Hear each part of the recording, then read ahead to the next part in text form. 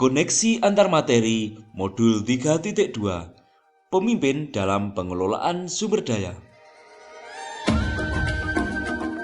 Assalamualaikum warahmatullahi wabarakatuh. Jumpa lagi dengan saya Budi Sanyoto, CGP Angkatan 5 Kabupaten Trenggalek dari DN2 Surenlor, Kecamatan Bendungan. Pada kesempatan kali ini, saya akan memaparkan kesimpulan modul 3.2 Pemimpin dalam pengelolaan sumber daya.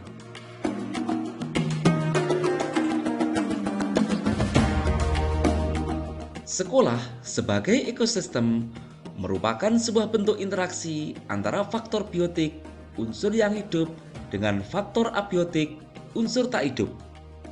Kedua unsur ini saling berinteraksi satu sama lainnya sehingga mampu menciptakan hubungan yang selaras dan harmonis.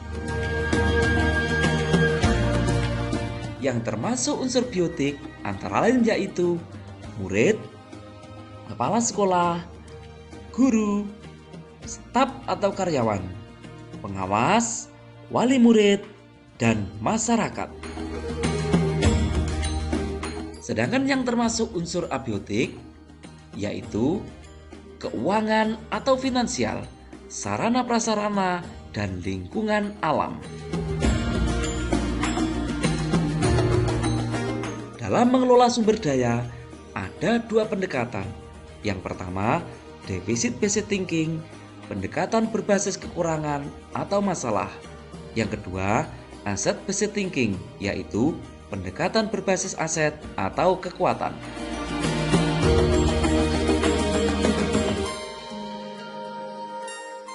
Ciri-ciri pendekatan berbasis kekurangan atau masalah biasanya yang pertama, berbasis pada kekurangan atau masalah atau hambatan. Kedua, fokus pada masalah dan isu. Ketiga, berkutat pada masalah utama. Keempat, selalu bertanya apa yang kurang. Kelima, fokus mencari bantuan dari sponsor dan institusi lain. Keenam, merancang proyek atau proyek untuk menyelesaikan masalah. Ketujuh, mengatur kelompok yang dapat melaksanakan proyek. Sedangkan ciri-ciri pendekatan berbasis aset atau kekuatan, yang pertama, berbasis pada aset. Yang kedua, fokus pada aset dan kekuatan. Ketiga, membayangkan masa depan.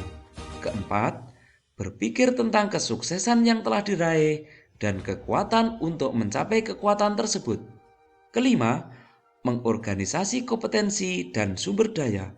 Keenam, merancang sebuah rencana berdasarkan visi dan kekuatan. Ketujuh, melaksanakan rencana aksi yang sudah diprogramkan.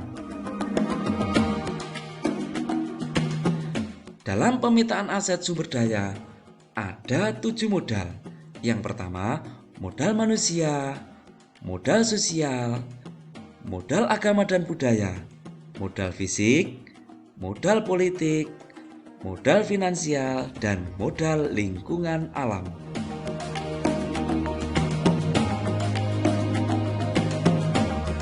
Pengelolaan sumber daya berbasis aset. Dengan memanfaatkan aset, kekuatan yang ada tentunya akan menunjang keberhasilan sebuah program. Program ini tentunya program yang bermanfaat dan berpihak pada murid.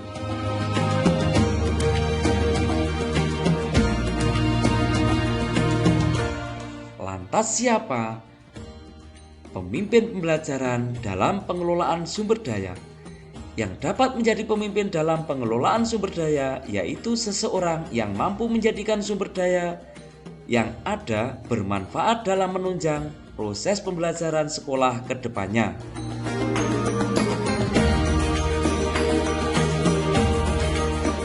Koneksi modul 3.2 dengan modul sebelumnya. Menurut filosofi Ki Hajar Dewantara, bahwa guru menuntun segala kekuatan kodrat yang ada pada anak agar dapat mencapai keselamatan dan kebahagiaan setinggi-tingginya, baik sebagai manusia maupun anggota masyarakat.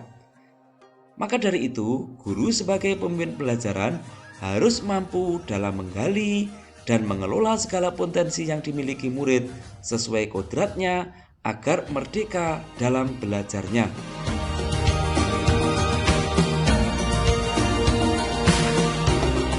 Hubungan nilai dan peran guru penggerak dengan pengelolaan sumber daya yaitu menjadi nilai positif yang dapat digunakan untuk mengelola sumber daya agar tepat guna dan bermanfaat.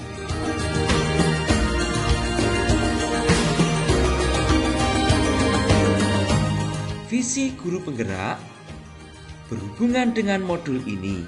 Visi guru penggerak dan sekolah yang dibangun berdasarkan pemetaan sumber daya melalui pendekatan berbasis aset dalam sebuah konsep pendekatan inquiry apresiatif yang dilalui dengan tahapan bagja.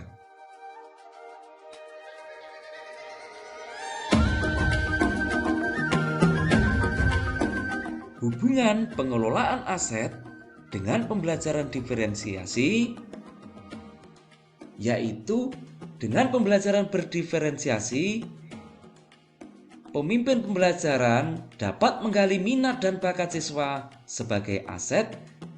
Kemudian, dalam mengelola sumber daya, seorang pemimpin harus memiliki 5 kompetensi sosial emosional agar sumber daya yang dikelola dapat bermanfaat bagi murid. Sedangkan hubungannya dengan coaching dapat dimanfaatkan dalam menggali aset terutama modal manusia untuk mendukung pengelolaan sumber daya.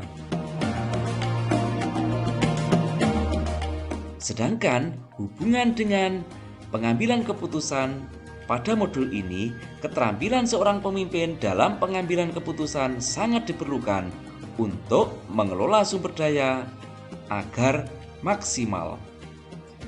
Kesimpulan dari modul ini yaitu sebelum mempelajari modul ini, pola pikir saya sering menggunakan pendekatan berbasis kekurangan sehingga pesimis dalam merealisasikan sebuah program karena berkutat pada masalah.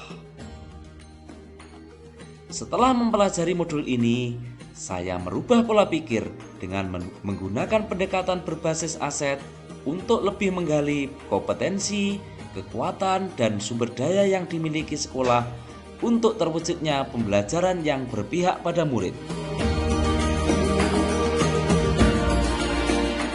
Harapan saya setelah mempelajari modul ini, dengan adanya perubahan pola pikir, saya akan menjadi pemimpin pembelajaran yang mampu mengelola sumber daya dengan pendekatan berbasis aset, sehingga akan menciptakan ekosistem pembelajaran yang well-being, berpihak pada murid, dan tercipta profil pelajar Pancasila. Demikianlah tadi pemaparan modul 3.2 koneksi antar materi. Sekian, terima kasih. Salam dan bahagia. Wassalamualaikum warahmatullahi wabarakatuh.